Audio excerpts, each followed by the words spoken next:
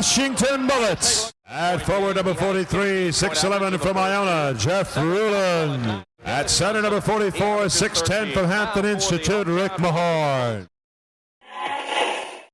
Hey, it's Adam here. The audio is delivered here in podcast form, but you can watch our conversations online. Full episodes will live on the Beef Brothers channel. Yes, that's right. Rick and Jeff are on YouTube. Relevant links are in the show notes of your listening app and also appear beneath the video.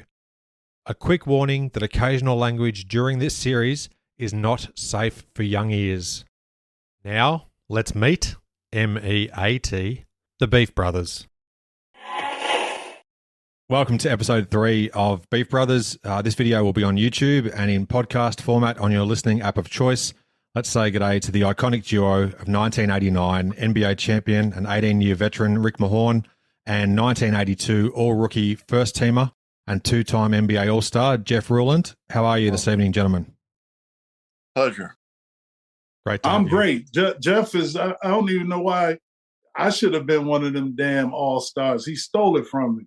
He stole it from you. What do you say about He that, stole Jeff? it from me. It's just because I was No black. question. It's Oh. a white-black thing. It boils Those down to black it's a guys. white-black They- thing. They only had Larry Light-skinned Bird. brothers on the team. They only had Larry Bird and him. They had Frankenstein. They had McHale. Yeah, they Oh did, yeah, Kevin. so, no, McHale ain't white, he black. Our episodes will begin with a quick discussion on today's NBA. We'll cover the latest news and hear some of Rick's and Jeff's opinions. And then I'll turn back the clock as we reminisce about their lives in basketball. Today we'll discuss Jeff's memories of speaking of All-Star games, the 1984 All-Star game, and hear about Rick's 1985 arrival to the Motor City of Detroit, and finish with a few quick listener-submitted questions and comments. Just quickly, guys, as we record this, it's the evening of March the 2nd in the USA. 4 games are on the schedule tonight. Since we last spoke, of course, as happens in today's NBA, lots of things have transpired, but every team has played at least 61 games, and the regular season is almost 3/4 complete. The recently acquired Kevin Durant played his first game with Phoenix yesterday, a comfortable win over the Charlotte Hornets. He had 23 points, and Devin Booker had 37. So clearly, they've got a big scoring punch as they head into the postseason. What's your opinion of Durant and Phoenix's chance of competing for the Western Conference title and maybe beyond? Jeffrey, you go first. I'm gonna let you go first because you're pretty good at analyzing bullshit. Well, for them, obviously, number one factor's got to be can Durant and Chris Paul stay healthy? For me, can they stay healthy through this rest of the season and then the run in the playoff? They've got enough, obviously, offensively. Defensively, I don't know. Rick's seen him more than I have, but that's. Well, Jeff, it's only 20 games left or whatever, and you look at it. The fact of the matter, he's got rest. Now he's out there in the sunshine of Phoenix and enjoying that weather. Hey, man, he ain't in Brooklyn no more. The pressure's on him to win a championship.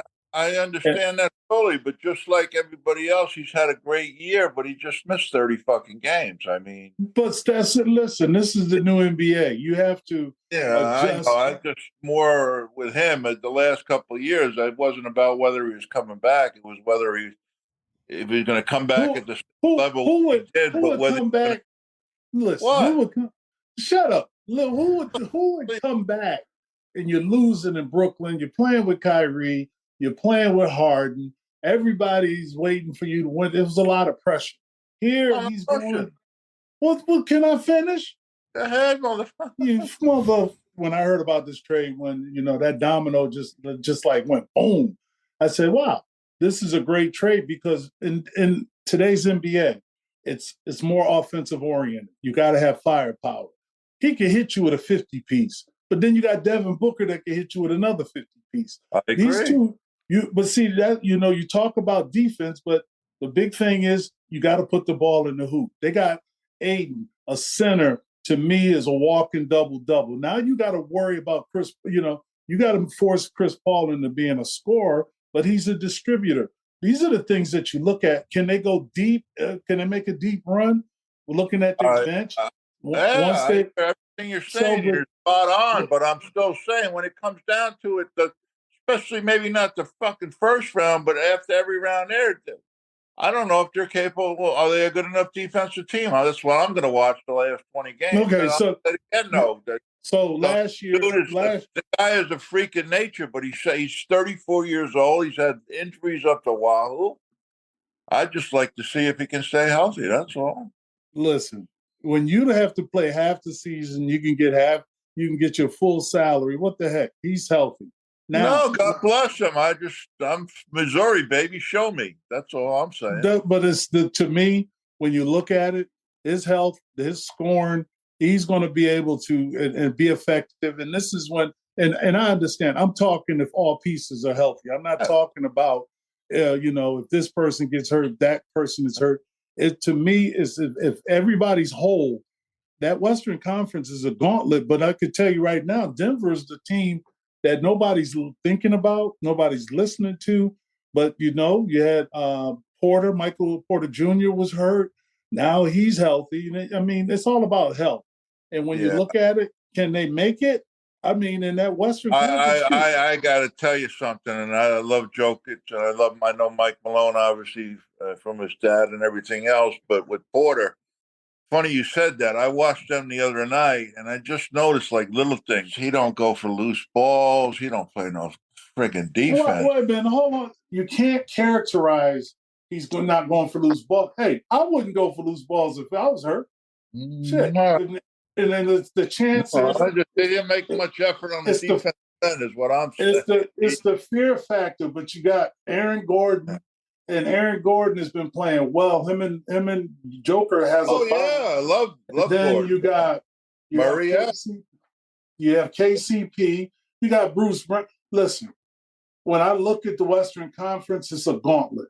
But when I look at the NBA as a whole, it's everything is all on the same parallel. It ain't really like it's a few teams now that don't have great records. But then it's some teams that you assumed at the beginning what direction they were going, and people always get the assumption, we're going to tank, we're going to restore. We're looking. Houston's still in the same lane. Pistons a little bit still in the same lane, but trying to get better. The things that you look at, Charlotte, San Antonio. But then when you look at Utah, unloading everybody, Minnesota, everybody's in that little group of either a game or 2 games out. The Lakers with their trade, I just think everything is still on par because when the playoffs start, it's 0-0, baby. Just in terms of the Eastern Conference, guys, Milwaukee have reeled off 16 straight wins, and they're now sitting atop the East. I think they're a half game ahead of the Celtics as we record this. How do you see the East, I should say, shaping up as the regular season comes to an end? Jeffrey, would you like to have a go at that one? Because he won't let me talk. He'll go over mine. I'm giving him the floor. Go ahead, man. Go. I'm giving you the floor. I don't want the floor. Who do you think the contenders might be? Obviously, Milwaukee and Boston are probably heading towards the Eastern Conference Finals, you'd imagine, unless one of the other teams can maybe cause an upset. But where do you sort of see it going? Me, obviously, Milwaukee's on a roll, and if they can, finish off the season, they're hard to bet against. But I love Boston, but the Sixers had me going for a little while. They were Harden playing some great ball, and Embiid. They've lost a couple of late. It's just I don't know. I don't see anybody beating those two guys, but Rick's seen more of it than I have. Miami keeps going up and down, and I don't know. I don't know if they've got enough in the tank to be contenders. Is that it, Jeff? That's it, Rick. All right, my turn. Yep. All right. You know what? Boston is pretty good because they have a bench. I'm basing this all on teams' health. The Milwaukee and Boston, those are the 2 teams that made it to the Eastern Conference last year. Those 2 teams improved by acquiring people. Derek White is a perfect example for Boston, and also Malcolm Brogdon. You got a guy, Malcolm Brogdon, rookie of the year, but coming off the bench and being the guy just in case Smart's not having a good game, just in case Jaylen Brown's not having a good game. I mean, they're a team that have multiple pieces that can play together. When I look at the Milwaukee Bucks, they have the same thing. When they get Chris Middleton back into a groove because he's dealing with it, recovering from an injury, to see he's still playing. But to go off 15 straight, that's remarkable. As in Giannis, they'll say he's not going to play, and he's playing. But when I look at a team that can do like the fly in the ointment, I'm looking at the New York Knicks. And the reason why, they're gritty. And Jalen Brunson, oh my gosh, what an improvement for a person that could be coached by Tom Thibodeau, where, I go, man, this young man, player of the year, NC2A champion, leaves Dallas, and look where Dallas is right now. This guy, oh my gosh, he plays both ends of the court, but he also can score at that position, but play defense on the other end. So I look at the Knicks as they move forward. They may not have the bench strength, but that's a team that could be that fly in the ointment. Also, you got the Cleveland Cavaliers, and having Donovan Mitchell and having this guard play that they have, they could be problems too, because then you got Mobley and you got Afro, you got and you also I think they're missing, to me, that small forward that can bring them to that next level. But when in Miami rules, I ain't even thinking about Miami unless everybody get hurt. Miami's not giving me any kind of shaking because they don't have enough hype. Yep. But when you talk about Philadelphia is one of those teams. They're an enigma, because if Joel Embiid decides to just say, "Fuck it, it's my team. This is what we're gonna do. This is how we're gonna win the game." But I don't think you're going to win too many games with and I love PJ Tucker, but he got to score. And it's about scoring, and you're worrying about Harden. I love the way he changed his game, where he's a walking triple-double and got to shoot the ball every time. But they're going to need him going on in the playoffs. Yeah, those three teams you're talking about, Philadelphia, Cleveland, and New York, are third, fourth, and fifth, respectively, in the East standings at the moment. So they're all pushing for playoff positioning there, and also it would be great just to see the Knicks in the playoffs, and I'm sure the New York faithful fans will get behind them as well. It'd be just good to see them actually get to the postseason. New York fans are thick. They go New York. I can't listen. I can't with them every time. They ain't been to the mountaintop since '73. I was a Knicks fan when I was growing up, and look, Willis Reed is still my hero. And I'd sit back sometimes and hear those Knicks fans, oh, yeah. And then when they went to the playoffs that year when Randall ended up getting paid, all of a sudden it's like, oh, we had New York. Every time don't get me started. I'll hit you with a New York nickname, Kevin Bannister. Kenny Bannister. Animal. I want to give love to Louis Orr. He's no longer amongst us. He's with the basketball gods. But when you look at the Knicks, you go, okay, well, you're waiting to see, how does this team going to reflect? But they're gritty. And right now they're playing good basketball as well. They're not getting the accolades and the things that you think they should get. But, hey, they got to earn it. And definitely rest in peace to Louis Orr. I have heard nothing but great things since his passing about what a great guy he was on and off the court, and the contributions he made to many younger players and, communities. It's great to hear. Now, Rick, just quickly on your Detroit Pistons. As we record this, the Pistons are 15-48. I went over their schedule last night, and 8 losses were by 4 or fewer points. And then there was a 9th loss, which was that overtime heartbreaker against the Clippers just after Christmas. You said that they're a young developing team. And what do you think are your hopes for the squad in the final weeks of the season, taking into account, I guess, the race for Victor Wembanyama? Well, I mean, the rights, that's just a luck of the draw. I don't get into that. Mm-hmm. I think the way that they're playing last night was a game that I watched, and you got a young guy, Jaden Ivey calls a timeout, and you didn't have any timeouts. So, these are learning moments right now. These are things that you say, okay, what we could do if we put 48 minutes together.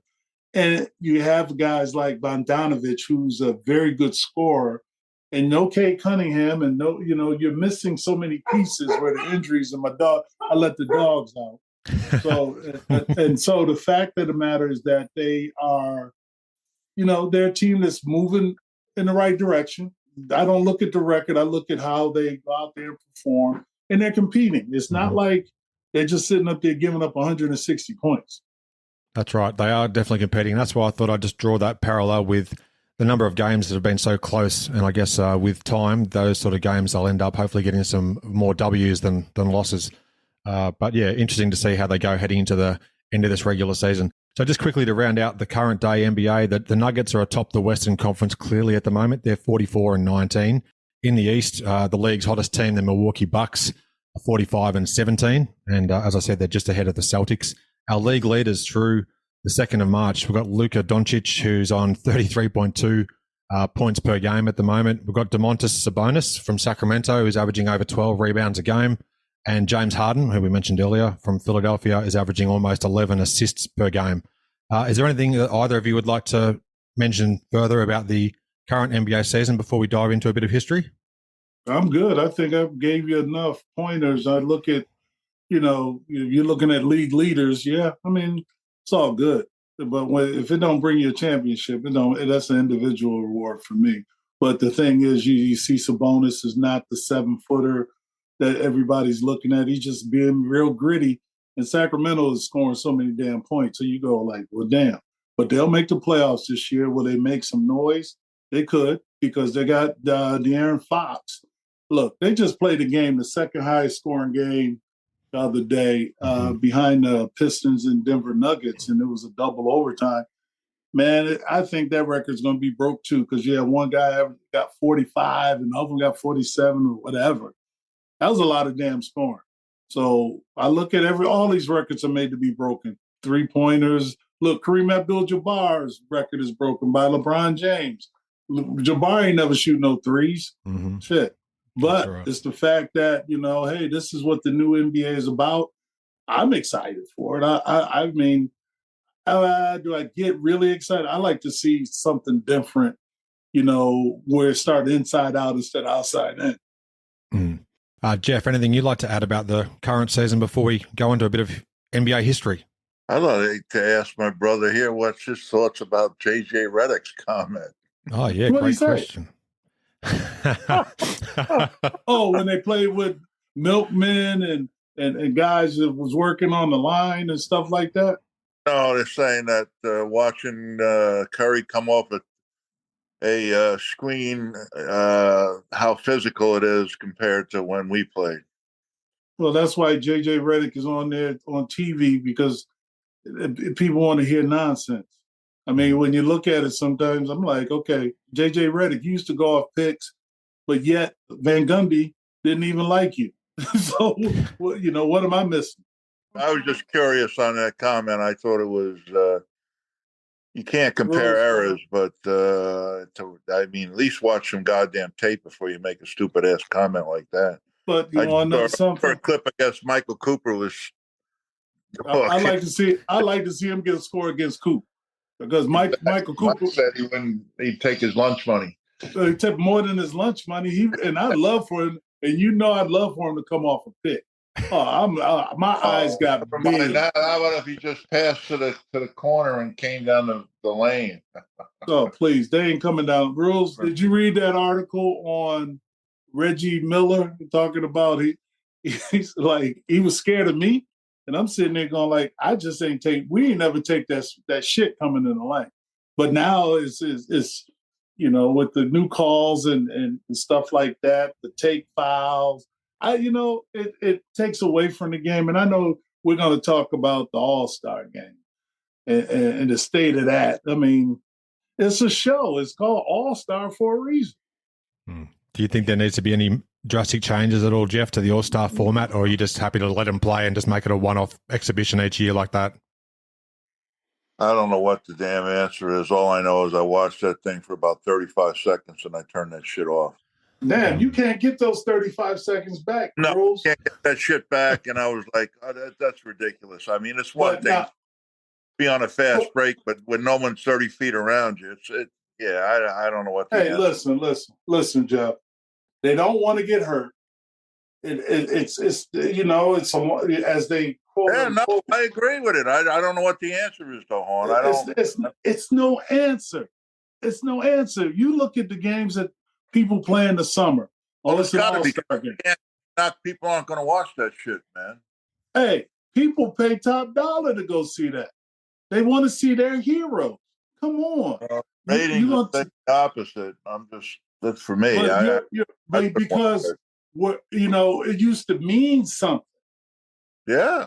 These young men making $40-30 million. What does it mean that they're gonna play an all-star game? Yeah, I hear you. It's a bonus, and you got a bonus when you made it. You want to go? You want to go there? No, I don't want to go there. No, I was going to say that the one game I played and we won, and we got 2,000 instead of 1,000. Oh, but here's the thing: look what they get now. Generational wealth. Yeah, of course. Yeah. I'm not mad at them. Maybe even before you, when they had an all-star game, before when John Havlicek and them played, they got $50.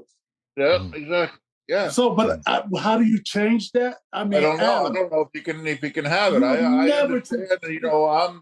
You're talking about low management. My shit ended when I was 28 because I played hurt. I'm all for prolonging everybody's career, but I also understand taking money.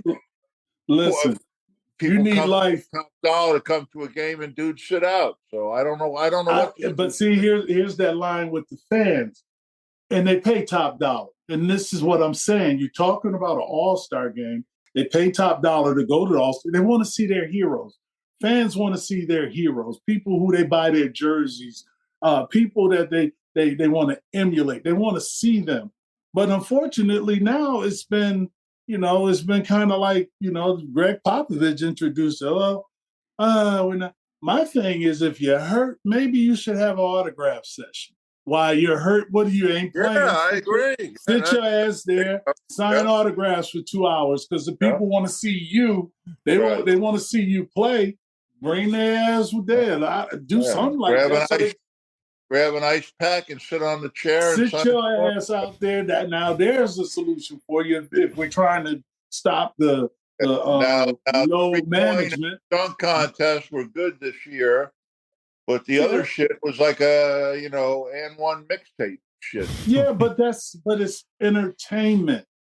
I'm just telling you, the ratings. If you looked at the ratings don't coincide. Everybody's turning that shit off.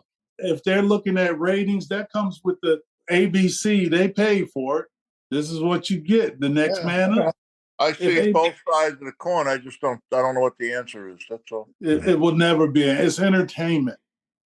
I think that's what we have to realize. Yeah, it's entertainment. Well, let's turn it up a notch and let's put sawing people in half and some magic hats and shit like that. Basically, you're doing it anyway. Look at the halftime show. Coming close to that, I have you and me rap with Shaq or something. No, that's it. I could hear me rapping. I can't hear you rapping. Drop a bar. I'm R&B. Yeah, drop a bar right now. What have you got for us, Jeff? Got no shot at the encore. You could just say hip hop, hippity hop. You don't stop. Rick, I do like that idea of perhaps at least if someone's on the injured list, they do some autograph signing or something. This is what the NBA sells that, the autographs, the Panini breads, the things like that, the cards. I mean, it's a market. So if you look at it, okay, if it's load management and we're playing for Kevin Durant, and people buy top dollar, well then let's get them like they do concerts. Here's $50 to take a picture. And you have an autograph session with Kiss. Yeah, that's. I mean, maybe maybe I hit something there. Yeah, I like it. Can I get my money then? Yeah, let me just see if. I'm not sure well, first, before we go further though, March 14th. Down in Washington, D.C., when the Pistons in town, we're going to be selling some Beef Brothers T-shirts, Adam. So we need to get that out there. Well, make sure they know that come meet Jeff Ruland and Rick Mahorn, the Beef Brothers, the originals, and bring your money. We're going to be there. We still have fans out there that we love dearly. March 14th, down in D.C. at the Piston game, Beef Brothers will be selling some limited number of Beef Brother T-shirts. I'd love to see that. Mailing you some also, Adam. Oh, A hot commodity there in Australia, so you might want to get a new security system put up there. I might need to. Thank you. Breaking in, trying to get those son of a bitches. I just love that the fans are still appreciative of what Jeff and I achieved with the Bullets, and now the Wizards or whatever they want to call it, but they still keep the Bullets in their heart. No pun intended, with the Bullets in the heart. Of course. The thing is, there's still fans that really appreciated what we did, and I'm looking forward to meeting them because every time I'm down there, not only the fans, but they still have some of the same workers that we were working out in Landover that I'll walk in. It's like, Ricky, how you doing? I'm sitting there going like, oh, I'm home. You know, it's home. We were appreciated. Just for context here, in June of 1985, the Bullets traded you, along with Mike Gibson, to the Pistons in exchange for Dan Ranfield. You quickly became a key piece of that Detroit title contender, and then within 4 years, you were an NBA champion. How did you learn of the trade, and how was that transition from Washington to Detroit? Well, I'll tell you right now, the guy that's on this podcast with me called me first, and he was so upset. And the fact of the matter, I didn't even know. I was sleeping. He called me. I was at my mother's house. I got a private line up in my room, and he called me. He said, man, I'm sick. I said, what you sick for? Man, they just traded you. And I'm sitting there going like, oh, really? How you know before I don't even know? They don't even call me. And Jeff was really hurt. And I was hurt because Jeff and I built this bond, which is still with us today. It'll never be broken no matter where we are. Our families are connected. We both had the same type of dogs, vehicles. It was like looking at my opposite in a white form and him looking at me in a black form. It was even more than that, Horn. Just going from the basketball side, and there's no slight, Round was a great player, but not at that point when he got traded. You look back, I didn't know our defensive rating between the two of us. We were the top rebounding duo for 3 or 4 fucking years. And it just made no sense if they're going to trade somebody. That was Bob Ferry. Yeah, I'm stating names, shoot. And bless his soul, he's not, but that was Bob Ferry because Jeff and I remember we were talking about, contracts, and we would go, okay, did you get yours? And he was like, yeah, I got mine. And mine, I was a non-guaranteed player. I had to make the team to my second year and in the starting position. So I just wanted it guaranteed. My agent, Al Walden, went to Bob. Bob didn't want to do nothing. Bob just wanted to stay status quo. And so my agent went to Abe Poland. And Mr. Poland said yes and guaranteed me. And then Jeff made the All-Star, all this stuff, and moving forward. Next thing you know, Jeff was like, I got a new contract. And Jeff was like, how much you get? I said, I got a little more than you. He didn't believe me, but then he called me a motherfucker when he found out because he went back. Here was the thing. It didn't make any sense because they had always told me that I could renegotiate every year. So why would they tell me that and then not do that for you? But they did. They gave me a new contract that same year, but then they were supposed to give me another one. And Poland gave me a check for $80,000. And I remember it to this day. I walked in and he gave it to me and I handed it right back to him. And I walked out and I'm like, why the fuck did I do that? And then the following year, they gave me another contract. It was always, they made you seem like you were fucking begging and shit. It was just, it was fucked up. So when I got traded, it hurt because I bought a house. Jeff bought a house. We interacted a lot. It was still family. It got to the point, hey, our relationship never weaned. I got to Detroit, and next thing you know, I'm picking him up from the hotel. We're, going to get something to eat. And my knee blew out, and then I used to fly up and hang out with Horn, come up and see him once or twice. Yeah, and when we first played against each other, we're fighting like cats and dogs on it because it was like practice to us. The referees looking at us like we're trying to kill each other, but it was the fact that it was the competition. We never waned from our jobs for 48 minutes because I wanted to beat him and I can have bragging rights, or he wanted to beat me and so he can have bragging rights. So that's where you got to draw the line. When you get on the court, we're not friends. Nope. Different to today's NBA. I don't know if it's different. I just think, It's the AAU thing. I played AAU, but there was only freaking 8 or 9 teams back then. Now you grow up, you're playing together, and it's and different. everybody wants to play with each other. That's what separates Giannis and the Joker, because their friends are from their countries. Mm-hmm. And that's why when Giannis is on that court, he's trying to kill you. He got bad intentions for you.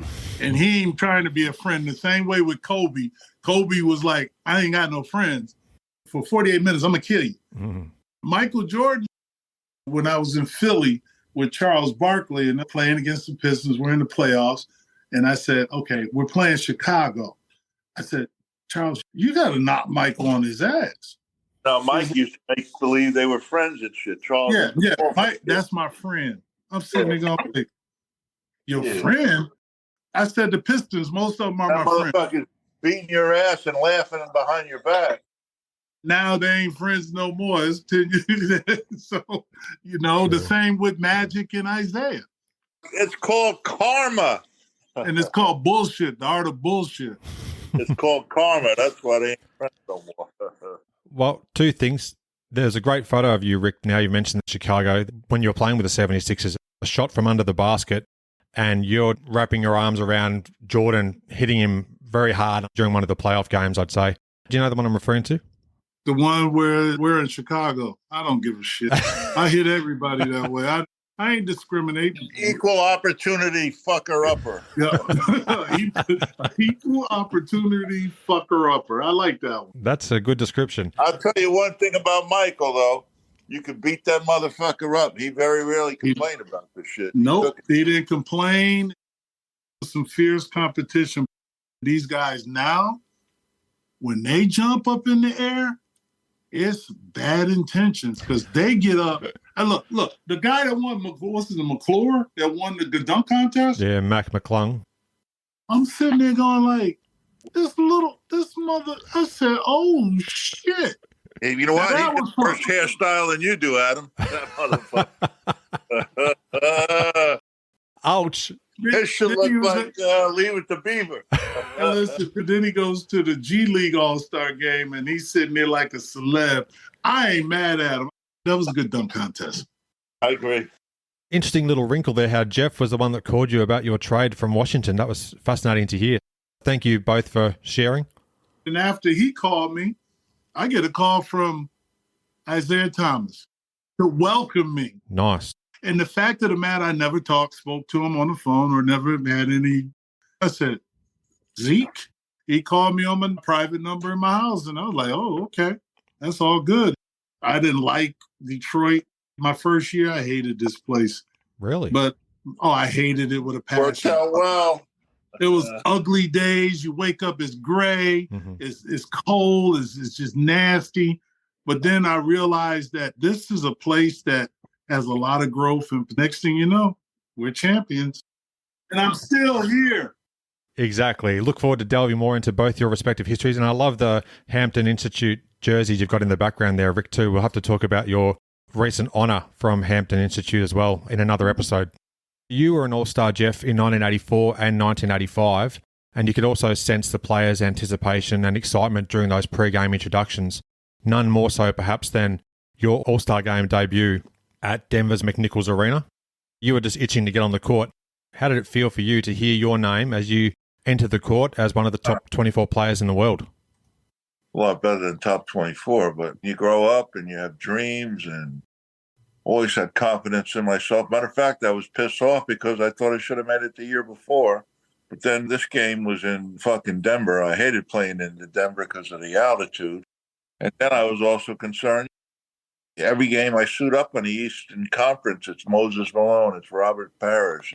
I was hoping to play 15 or 20 minutes and have a shot at the MVP. And, I think I turned the game around, but KC only played me 12 minutes. Every time we played Boston from then on in, I tried to take it out on him.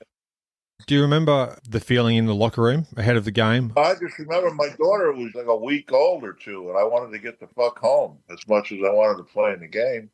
I sprinted out of the locker room, yeah. Okay, so you hit the road pretty quick. Well, here's the true story. You want to hear this? Please. So when you make the All-Star team, they give you 4 tickets. You can fly 2 people in from anywhere in the country first class. Oh, okay. So my mom wasn't going because she was helping my wife with my daughter. So I brought my 2 buddies from high school in for the whole weekend. They stayed with me in the room. They were drinking and going to the events.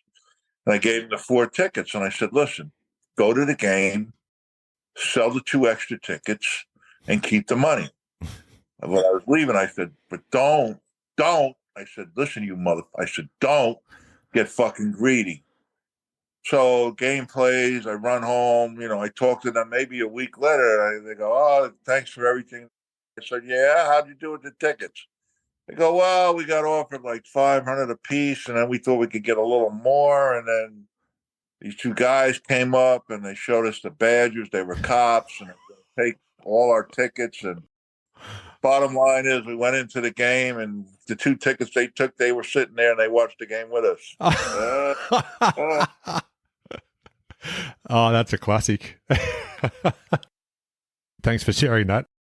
We'll just quickly finish off with a few listener questions and comments. Yes, please.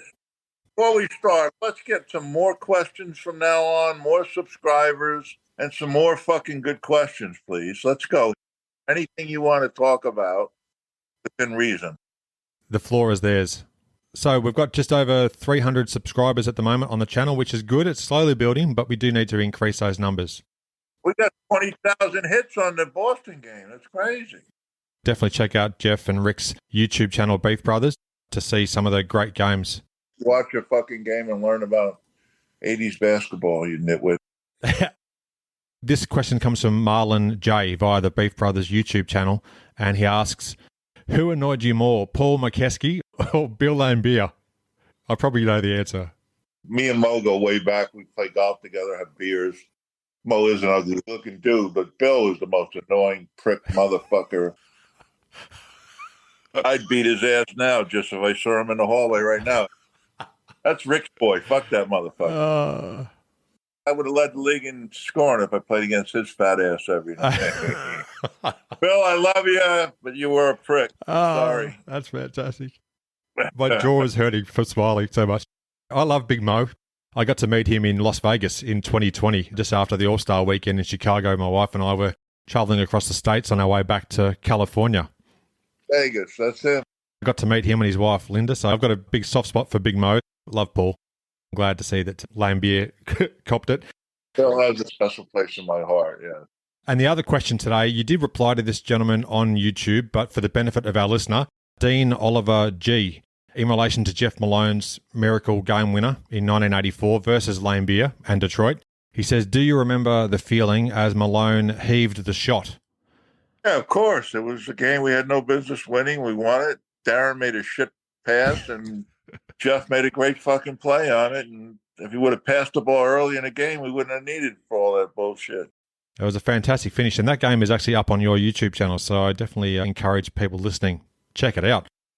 The second part of that question from Dean was Darren Day the least bit scolded by Coach Shue or assistant Bernie Bickerstaff for nearly blowing that pass that Jeff Malone saved? Do you recall if there was any repercussions to that?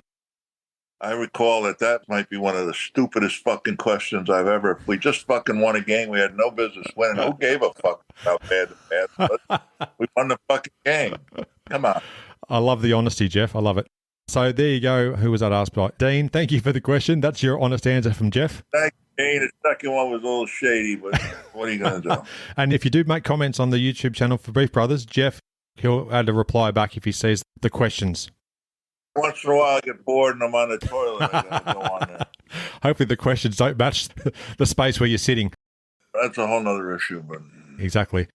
Thank you both for joining me again today. It's been great chatting with you, and I look forward to doing another episode in not too distant future. All right. Thanks, best, Adam. baby. Hey, Rules. None but love. Yo. Have a nice day. Love you too. Eat shit and die. Later. Thank you, guys. See ya. Thanks, Adam. Bye.